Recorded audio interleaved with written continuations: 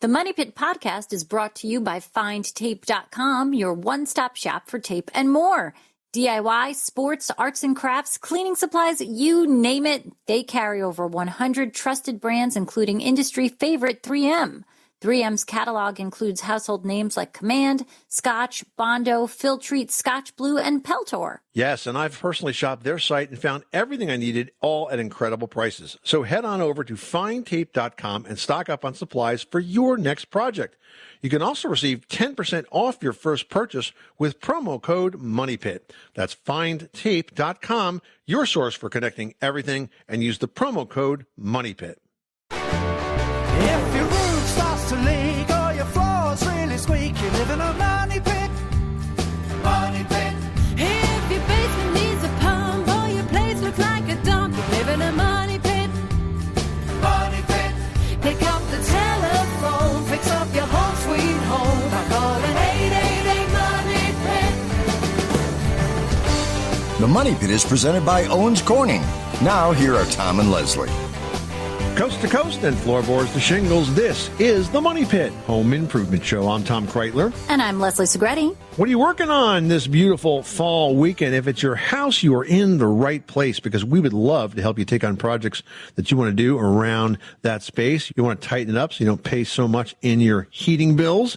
Maybe you want to build a project outside now that it's nice and cool. It's a great time to take on doing a deck or doing a patio. Maybe you want to work on a kitchen before the holidays get here. A lot of folks are doing that. Whatever's on your to-do list, slide it right over to ours by reaching out with your questions. Two ways to do that.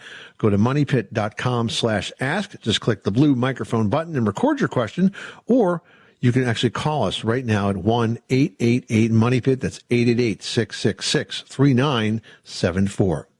Now, if you are taking on a project, one question you might be asking yourself is DIY or get a guy or get a gal, get a contractor. If you want to tackle a project yourself, we will be the first ones to cheer you on. But how do you know when hiring a pro is the best way to go? We're going to tell you how to think it all through before you pick up that hammer.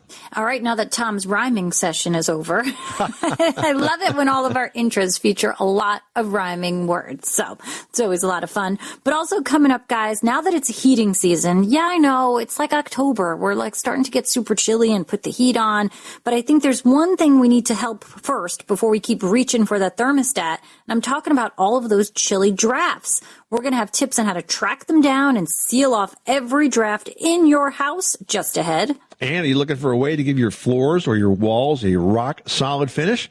We're going to share a durable granite coating that brings out the beauty and strength of natural stone into your home, both inside and out. But before that, we are here for you. So if you need help with a renovation, a repair, a decor project, reach on out because we've got tips, ideas, and inspiration to help you avoid the perspiration when it comes to improving your space. The number here is 1-888-MONEYPIT, 888-666-3974. Let's get to it.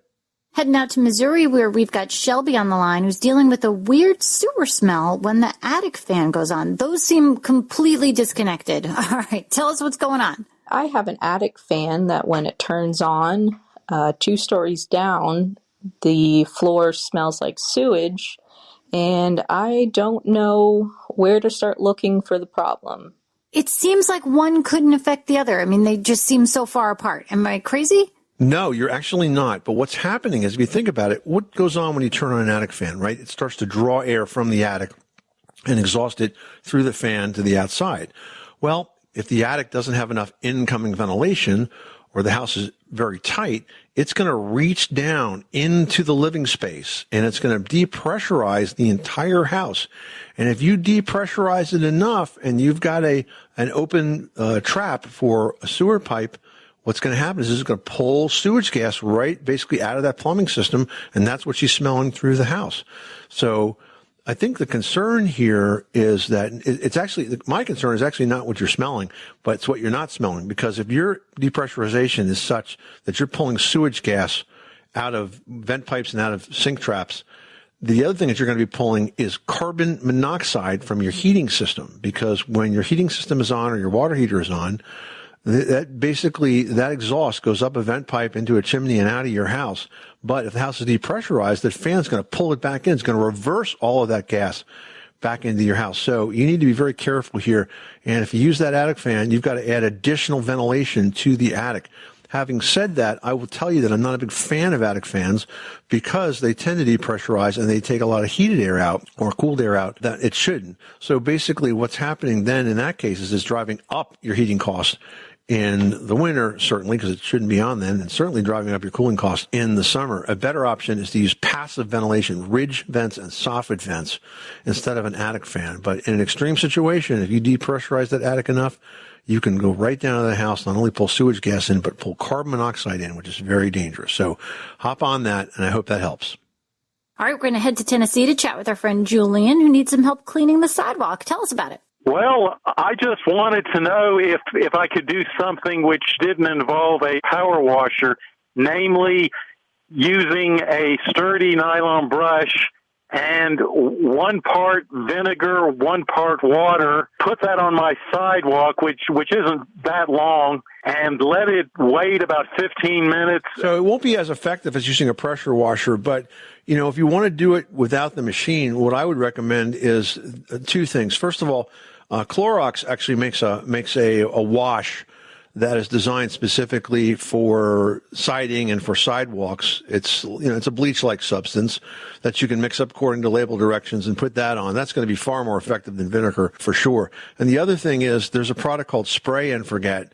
And when you're done cleaning it, after it's rinsed and it dries, put a coating of Spray and Forget on it. You can get this kind that works with your hose, and basically you wash the sidewalk down with Spray and Forget, and it has like sort of a stick-to-itiveness of it in that it sits on the sidewalk and it has an ongoing mildewcide effect, which will keep the sidewalk from regrowing that mildew and algae as quickly. Okay, fine. All right. I appreciate that. That does sound a lot better. Deep in the ocean, an orca pod is on the hunt. But these aren't your average orcas. These guys are organized. Marketing team, did you get those social media posts scheduled for the seal migration? Aye, Captain. We even have an automated notification for all pod managers when they go live. They use Monday.com to keep their teamwork sharp, their communication clear, and their goals in sight. Monday.com. For whatever you run, even orcas. Go to Monday.com to dive deeper. Hey, Money Pit Podcast fans, you want to help us out? Well, go ahead and leave us a 5-star review on Apple Podcasts, and we're going to give you a virtual high five. Plus, you'll be helping us spread the word about our show. Just go to moneypit.com/review. Susan in Montana is having some drainage issues with the driveway. Tell us what's going on. I had my office driveway resurfaced with asphalt, and I thought that the people did a really excellent job until we got a monsoonal rain and all the water was collecting, and I had to leave to go down to Colorado, and I got a frantic phone call from my husband telling me that the water was backing up into the house and it was like a big pool. And I called the asphalt people, and they're not responding to me. Well, listen, if they just resurface the driveway, they're not going to do anything to change the pitch. That's true. They did do it, but they deliberately, supposedly, they had the pitch so that it would drain off into the lawn. And they didn't quite get that right. So how do you fix that? Yeah. If the water is draining down the driveway back towards the buildings, in other words, it's never really draining off to the lawn anywhere, then what you have to do is you have to put a curtain drain in the driveway itself. And in a driveway, basically, it's a job where the driveway is essentially sliced in half. They slice out a chunk of driveway that's maybe 6 inches wide, and you drop this trough into it so that as the water falls down the driveway, it drops into the trough, there's a grate on top, and then it runs out the bottom of the trough. And, of course, that requires some additional plumbing, so to speak, because you have to hook it up to drain pipe to take it to the lowest place on the property to get rid of the water. But that's how you drain a driveway that's not pitched properly. And typically that's put like right near the house or right near the garage lip or something like that so that it catches the water, at the lowest possible spot. So who would I call for something like that, a plumber? You're going to need a general contractor that can install that for you. I mean, a driveway sealing company is not going to do it. A general contractor that could do that, it's kind of a handyman project. It's not a difficult project. It's not a really time-consuming project, but you essentially have to cut into that driveway and install a drain. You've got to catch that water, and you've got to manage it, and that's the only way to do it, Susan. Thanks so much for calling us at 888-MONEY-PIT. We've got Larry on the line who's working on his pole barn and wants to know that it's in good shape. Tell us about it. The garage is 33 years old, and we had the pole barn people put the studs right into the ground. How long will they last sticking in the ground? I assume you're talking about like a pressure-treated wood beam. Yes. And typically that's going to be installed on top of a concrete footing. So you'd pour the concrete first, then you'd set the beam on top and build up from there. But in terms of longevity, it depends on the level of pressure treatment. If it's ground contact, which it sounds like it is, it's going to have the most protection. Well, it's at 30 years now, 33 years. Let me ask you this. Do you see any evidence of the building moving or shifting? No. I think you're good. I mean, at 30 years, if a thing is not moving, the doors are closing normally. If there's any windows, they're not shifting. You know, you're not seeing slopes. I think you're good. I think you guys did a good job when you built the first time, and there's no reason to be concerned about it further. Okay. Thanks for calling the Money Pit. Well, doing home projects and improvements yourself may seem more cost efficient than ever, but how do you know when to tackle projects yourself or when hiring that pro contractor is the best idea? Well, step number one is to kind of keep your eyes on the prize here. Before you start stocking up on tools and choosing paint colors, your first do-it-yourself project is to think about the exact end result that you're after. Then after that, you're going to work your way back through all of the knowledge, the techniques, the elbow grease involved, doing whatever research is kind of required to fill in all of those blanks. Now, next, you want to assess your abilities. Honestly, I mean, really, you got to be honest with yourself here so you can decide whether or not you're really the best person to do this job. Think about every project because it requires a certain amount of preparation, sort of on a sliding scale of time to accomplish, neither of which, by the way, is obvious by the many popular home improvement TV shows that edit days and weeks and months of hard work down to a few minutes of home improvement bliss. Now, you also want to ask yourself, how much time realistically do you have available to devote to this project?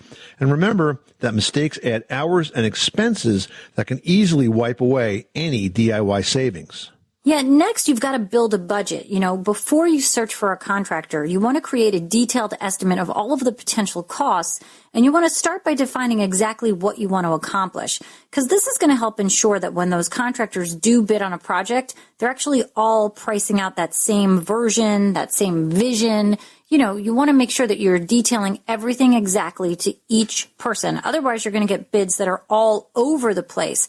Additionally, it's kind of wise here to set aside about 20% of the budget for unexpected costs and then secure whatever financing you may need. Because if it's a big project, it can get pricey.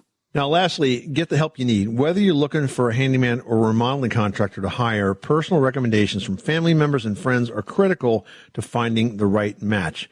You can also use a service like Angie. They can help you find pros for all or just part of the job you feel least prepared to go it alone on. For example, you may be fine building the deck, but running new wiring and lighting to it might be best left up to a pro.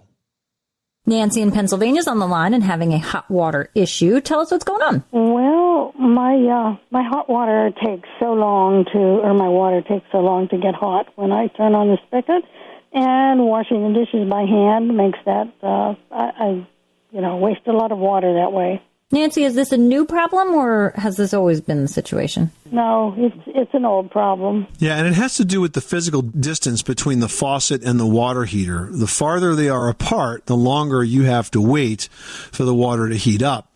Now, newer water heaters today, and especially the tankless water heaters, are very small. And so the way a lot of builders are addressing this is they're putting in multiple water heaters closer to the bathing or the washing areas of the house. So typically you'd have one for, the kitchen and maybe the laundry area, and you'd have another one for bathrooms. Because these water heaters are so small and so efficient, they can, literally squeeze into anything that's smaller than a closet. In your case, though, it's just a matter of the distance that the water has to travel. Unfortunately, in a house like this, though, I would say that it's unlikely you will save enough money in water cost to make the installation of an additional water heater worthwhile, Nancy. But is there anything else I can do? Like I have been told different times that insulating the pipes wouldn't help, or some people say it would. Well, the only thing that insulating the pipes will do is it'll keep the water that's in the pipes once it gets there warmer longer. But again, it's a distance thing. You turn the faucet on, the water starts to move from the water heater where it's hot to the faucet, and it has to purge all of that cold water along the way. Once it purges, it'll stay hot, but it just takes a certain amount of time for that amount of water, that amount of volume of water to move through the pipes. Does that make sense, Nancy? Yeah, it does. So there's basically nothing I can do except different water. Well, except moving a water heater closer to the unit. I mean, there are recirculators that like sort of take water and recirculate it back all the time. But again, that costs energy too, and that costs plumbing expense too. And I just don't think you're going to save enough to make it worthwhile. Nancy, thanks so much for calling us at 888-MONEY-PIT. My dad works in B2B marketing. He came by my school for career day and said he was a big ROAS man. Then he told everyone how much he loved calculating his return on ad spend.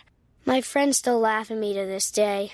Not everyone gets B2B, but with LinkedIn, you'll be able to reach people who do. Get a $100 credit on your next ad campaign. Go to linkedin.com/results to claim your credit. That's linkedin.com/results. Terms and conditions apply. LinkedIn, the place to be, to be. George Clooney and Brad Pitt's new movie Wolves is on Apple TV Plus September 27th. That's where I want you to be now. So if you want to see George Clooney and Brad Pitt, go to Apple TV Plus. You got to start the story there. Or if you want to see Brad Pitt and George Clooney, go to Apple TV Plus. I am enjoying the show. And if you want to see their new movie Wolves, you can't do it, I'm going to help you out. I can do it. So do it. Definitely go to Apple TV Plus. Admit it, it's cool. Okay, fine, it was very cool. Wolves, streaming September 27th on Apple TV Plus. Rated R.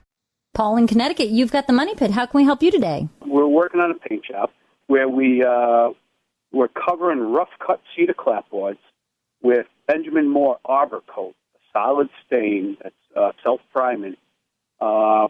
We painted over the same product that was previously sprayed probably about, I'm guessing, 7 to 8 years ago.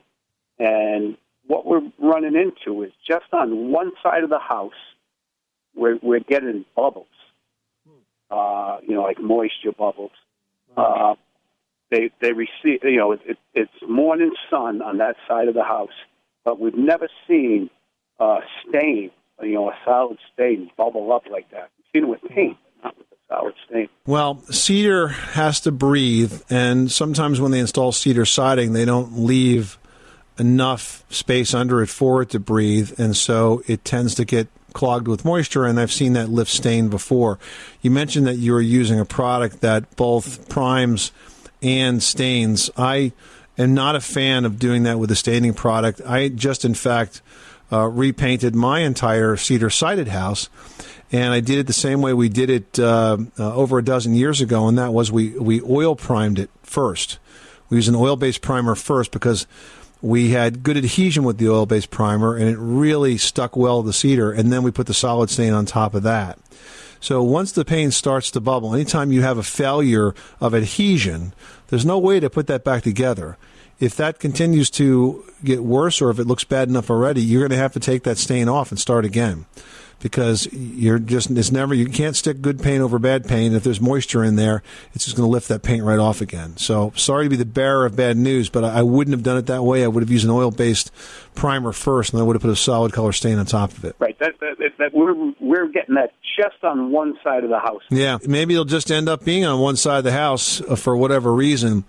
But at least on that side of the house, you have to pull that stain off and start again, and scrape it and prime it properly with an oil-based primer, and then you can stain on top of that. What would you suggest for an oil-based primer? I think if you stay within one family of products, I would use the same oil-based primer that particular manufacturer makes for solid stain, but as long as it's oil-based and not acrylic or water or latex-based. So now to remove that stain that's on there now, you're going to lose that rough-cut finish. Well, if you wire brush it, perhaps not. You may be able to pull it off with a pressure washer. It depends on how well adhered it is.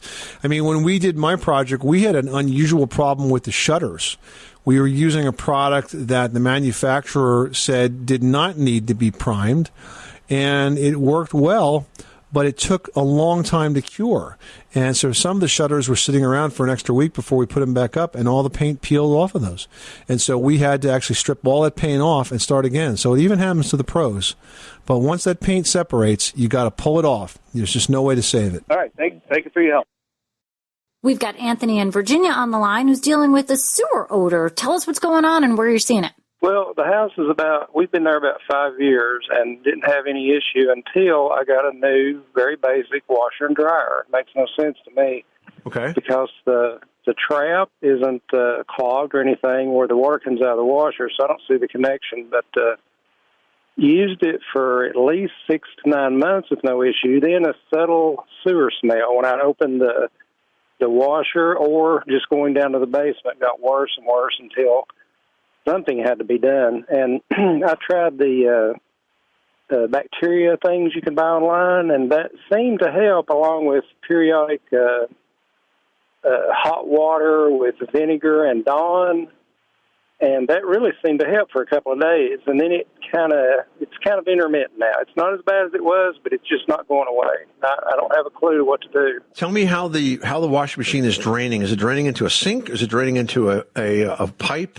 Uphill into a little trap and directly out of the basement into the sewer. How are you able to get that water to drain uphill? I don't know. I thought it would leak, but the force from the washer does it very well to the tune that I had to actually duct tape where the exhaust hose goes into the trap because it would force it up and splinter out. So I put duct tape around it. And is this the same sort of system for draining the washer that you had with the previous washer, or is this a completely new system? No, just same thing. Yeah, same water line. Same setup.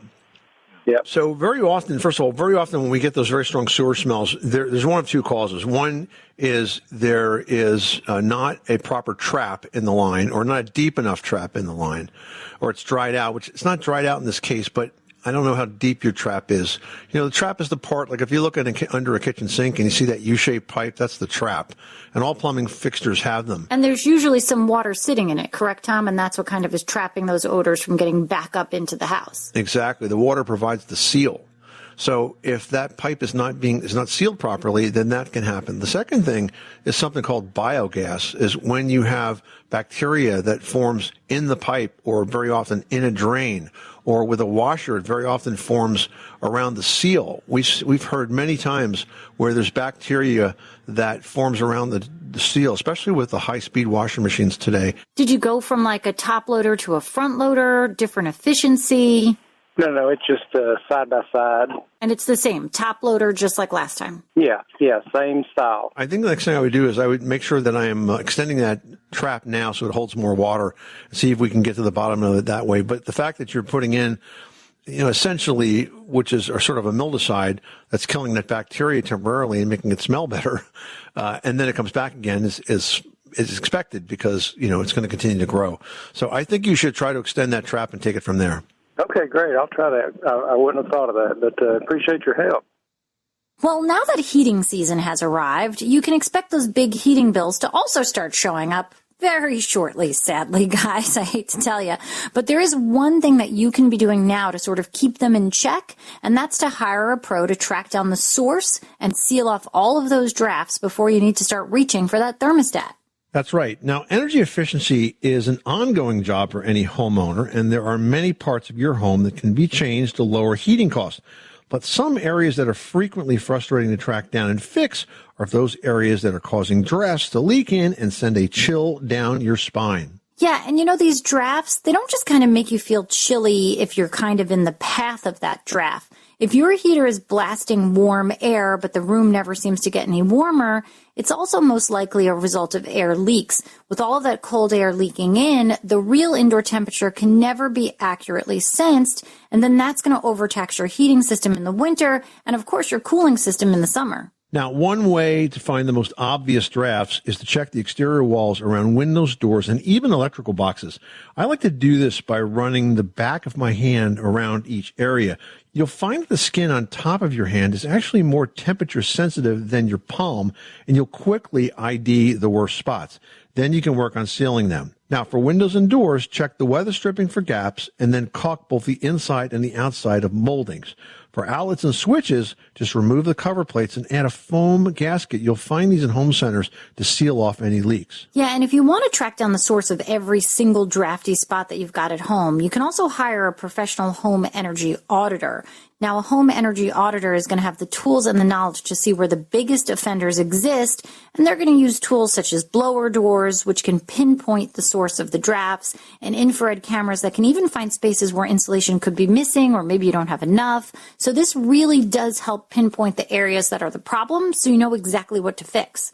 Yeah, that is really, really helpful because the blower door doesn't lie. It shows you exactly where that air is coming in, and you can do so with certainty. So that's going to make your home a lot more comfortable and a lot less expensive to heat and to cool all year long. And now's the perfect time to do this. Fall, when it's not too hot and not too cool, work on finding those drafts and sealing them up. You definitely will be more comfortable and you will save money.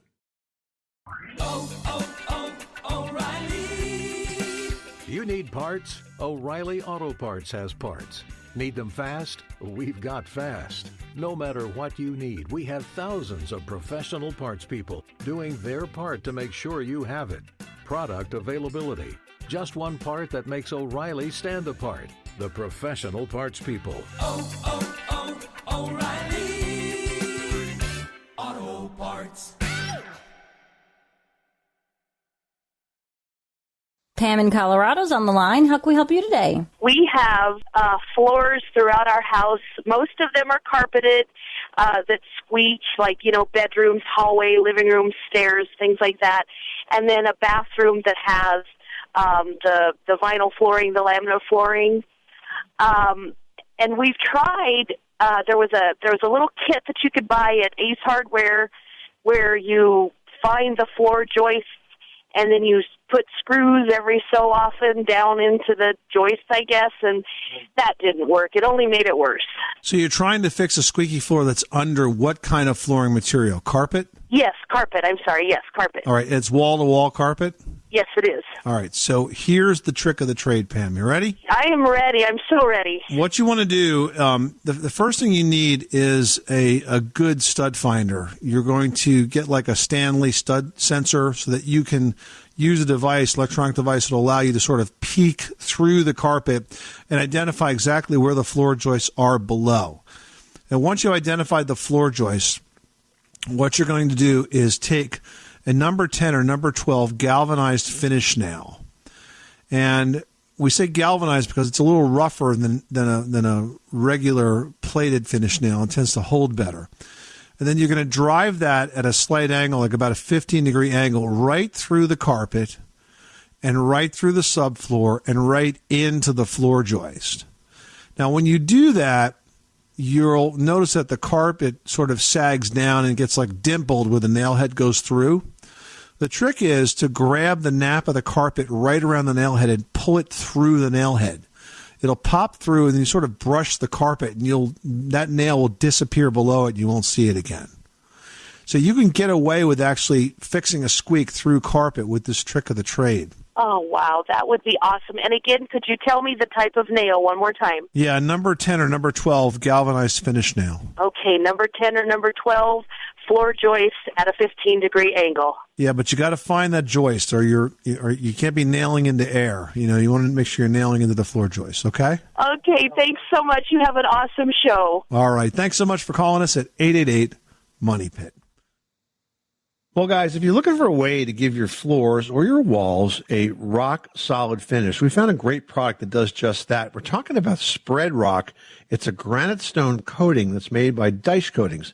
And it's a very durable coating that brings the beauty and strength of natural stone into your home, both inside and out. Yeah, that's right. Now, Spread Rock is an actual layer of real stone, which you can easily apply in a thin, uniform layer to just about any surface using a scraper, a trowel, even a floor squeegee. Now, whether you're looking to enhance your porch, the pool deck, the garage floor, or even your bathroom or shower area, this is the product that can do it all. Yeah, now it comes in 7 colors. They have anvil, brownstone, flint gray, Mocha, Ice Gray, Sandstone, and Santa Fe. So you'll be sure to find a shade that fits your style. But what really sets this Spreadstone product apart is its exceptional durability and protection.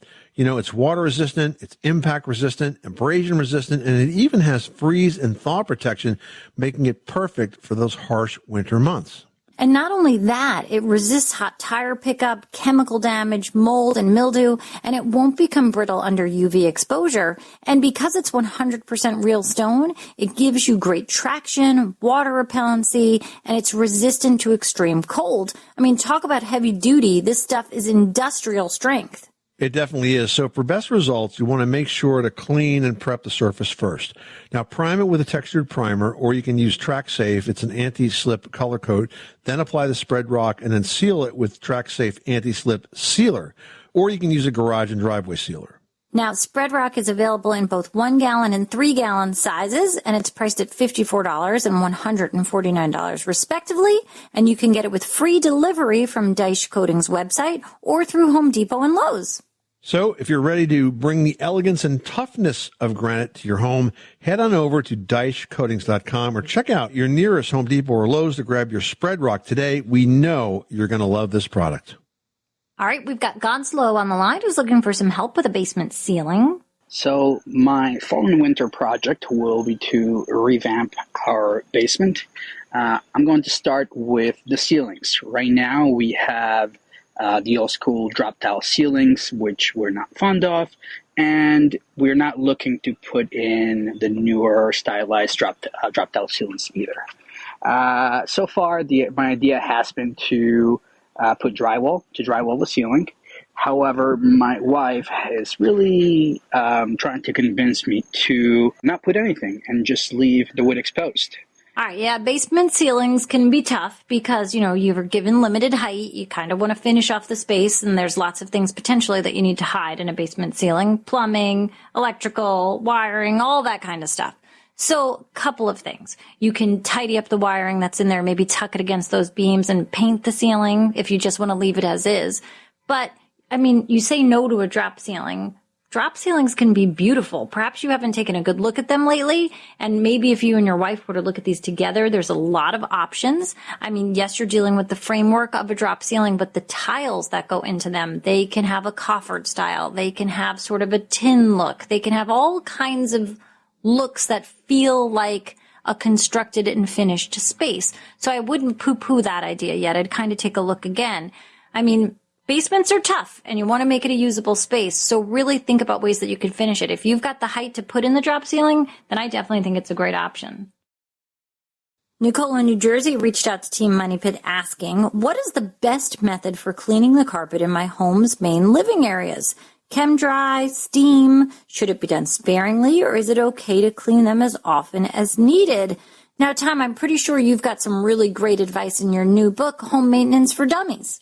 Yeah, definitely. You know why? Because steam cleaning carpets is a pretty big project and can often also void, I should say, the warranty for the carpet, especially the stain resistance part of it, because it tends to break down those chemicals. But you don't have to steam clean all the time. You can freshen carpets and deodorize carpets. I've got a recipe for that in my new book, Home Maintenance for Dummies. This is for natural carpet fresheners. It needs just a couple of ingredients. You need 2 cups of baking soda, a half cup of salt, and then a quarter to half cup of mint leaves or lavender buds. And basically, you mix up the baking soda and the salt, and then you add the mint leaves, and then you stir them well. The baking soda is going to help neutralize odors, while the salt helps to enhance the deodorizing effect. And the herbs, they actually give you a very nice, pleasant scent. So once the mix is ready, vacuum your carpet thoroughly to remove most of the dirt. Then sprinkle the mixture across the carpet. Pay special attention to those areas with strong odors or high traffic. Then you want to wait about 30 minutes. This gives you some time for the mixture to absorb odors and freshen up the fibers. Then just vacuum it one more time. And with that, the funk will be gone and replaced with a fresh, pleasant scent. And this is really easy to do periodically through the winter, and you can avoid using those big carpet cleaning machines. All right, next up, we've got a question here from Carol, who reached out and says, my roof is 19 years old, and in one bedroom closet, there's a total of 3 water spots. I've had contractors look at this, but no one can find out what's going on, and their only suggestion is to replace that part of the roof. That's the usual suggestion, right? Just replace the roof. That'll fix it. Yeah, new roof. So, listen, it sounds like a minor leak just with 3 water spots. If I had to guess, I would say it's most likely from wind-driven rain. This is when you get a heavy rain, you get a heavy wind, and basically it turns that rain sideways. It can blow up under the shingles when that happens. So unless this is active and regularly leaking, I would not worry. I would spot prime the stains, and then I would paint over them. Spot prime means you just get primer and you just cover just the stains themselves, especially because it's in a closet. Sometimes if it's a big visible ceiling, you have to do the whole ceiling. But with a closet, just go ahead and spot prime them and then put the finished coat of ceiling paint on it, and you'll be good to go. There's absolutely no reason to install a partial or a new roof if you're just seeing a couple of odd stains like that. Yeah, because Carol, I feel like if you start to replace sections of the roof, like it really could be traveling from so many other spots. So you could be sort of chasing this down by repairing sections of the roof. So that's definitely not the right answer to go with. I wouldn't be surprised if you repaired a section of the roof in the next heavy rainstorm, it came back. It still leaked. Or got worse, you know? Yeah. And those 3 spots could be coming from 3 separate spots of leaks. You know, it's like there's better ways to track things down. Gravity doesn't apply when it comes to roof leaks. Sometimes that water will catch the underside of a rafter and then, run down 10, 12, 15 feet and then leak. So you really don't know. All right. Hope you find it, Carol. You are listening to the Money Pit Home Improvement Show, and we are so glad you are. If you've got questions as you tackle projects around your house or as you think about tackling those projects, remember, you can reach out to us 24/7 at 1-888-MONEYPIT or anytime by going to moneypit.com/ask. I'm Tom Kreitler. And I'm Leslie Segretti. Remember, you can do it yourself, but you don't have to do it alone.